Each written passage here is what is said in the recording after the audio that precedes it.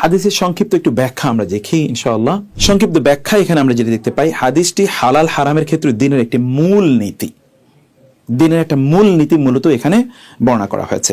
এবং এখানে দিনের কি মূল নীতি বর্ণনা করা হয়েছে সেই বিষয়গুলো আমরা একটু আপনাদেরকে বলতে চাই। প্রথমত বিষয় হচ্ছে, এখানে রাসূলুল্লাহ সাল্লাল্লাহু আলাইহি ওয়াসাল্লাম বলেছেন হালাল একেবারে স্পষ্ট, হারাম একেবারে স্পষ্ট, মানে হালাল এবং হারাম স্পষ্ট, এখানে কোনো অস্পষ্টতা নাই। এবং রাসূলুল্লাহ সাল্লাল্লাহু আলাইহি ওয়াসাল্লাম বললেন হালাল স্পষ্ট, হারামও স্পষ্ট, কিন্তু মধ্যখানে কিছু অস্পষ্ট জিনিস আছে। অতএব আমাদের দাবি হচ্ছে, আমাদের ঈমানের দাবি হচ্ছে যা স্পষ্ট হালাল সেটা গ্রহণ করা, যা স্পষ্ট হারাম সেটাকে বর্জন করা, এর মধ্যখানে যেগুলো সন্দেহপূর্ণ জিনিস আছে সেগুলোকে বর্জন করা, এটি হলো মূল ইস্যু। এগুলোকে বর্জন করতে হবে। অতএব এগুলোকে আপনি মনে করার কোনো কারণ নাই যে ঠিক আছে এটা হালাল তারপরে আমি এটি গ্রহণ করব, অথবা ঠিক আছে এটি তো কনফিউশন আছে আমি এটা গ্রহণ করব না। কনফিউশন যেখানে আছে, ডাউট যেখানে আছে, এটাকে প্রত্যাখ্যান করতে হয় এটাকে, কারণ এর মাধ্যমে আপনি কিন্তু হারামের মধ্যে জড়িত হয়ে যেতে পারেন। আর শয়তান যেটা চায় তাহলে যে ডাউটফুল থিংসের মাধ্যমে আমাদের মধ্যে ঢুকে যাওয়া। এই জন্য যা কিছু সন্দেহপূর্ণ সেগুলোকে প্রত্যাখ্যান করতে হয়, এটি হচ্ছে ইসলামের মূলনীতি। এবং এই জন্য রাসূলুল্লাহ সাল্লাল্লাহু আলাইহি ওয়াসাল্লাম তিনি বলেছেন কেউ যদি সন্দেহপূর্ণ জিনিসের মধ্যে প্রবেশ করে তাহলে সে আসলে নিষিদ্ধ জগতে প্রবেশ করলো, কারণ সন্দেহপূর্ণ জিনিস থেকে শয়তান তাকে ধীরে ধীরে নিষিদ্ধ জগতে নিয়ে যাবে।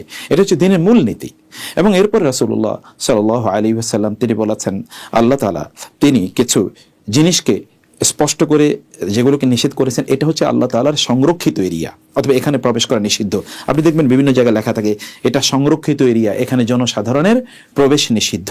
ফলে এই জায়গায় প্রবেশ নিষিদ্ধ, এই নিষিদ্ধ জিনিসগুলোকে গ্রহণ করা বা এগুলোকে গ্রহণ করার জন্য কোনো ধরনের চেষ্টা বা প্রচেষ্টা করে এটা প্রচণ্ডভাবে ঘৃণিত মহান আল্লাহ তাআলার কাছে। এটি গ্রহণ করা মানে হচ্ছে আপনার নিজকে আপনি ধ্বংসের মুখে নিমজ্জিত করে দেয়া। এবং এটি আল্লাহ তাআলার যে ডিক্লারেশন অথবা তার যে কমান্ডমেন্টস, তার যে অর্ডার আছে, এটাকে ভায়োলেশন করা শামিল। ফলে আপনি নিজকে আল্লাহ তাআলার রেথ অ্যান্ড কার্স অ্যান্ড অভিশাপ বা অভিসম্পাদ এর মুখোমুখি আপনি আপনার নিজকে করলেন। এইটা হচ্ছে এরপরের মেসেজ। এরপরে রাসূলুল্লাহ সাল্লাল্লাহু আলাইহি ওয়াসাল্লাম সর্বশেষ বললেন মানুষের শরীরটা এটা আসলে কিছু না, এর ভেতরে আসলে একটি অন্তর রয়েছে যেটা কল্ব। এই কল্বটা হচ্ছে মূল। কল্ব যদি ঠিক থাকে তাহলে গোটা শরীর ঠিক থাকবে, কল্ব যদি ঠিক না থাকলে সব কিছু এলোমেলো হয়ে যাবে। এই জন্য কল্বকে এটাকে রক্ষা করা উচিত, অথবা আমাদের যেটা রূহ বলছি সেটাকে রক্ষা করা দরকার।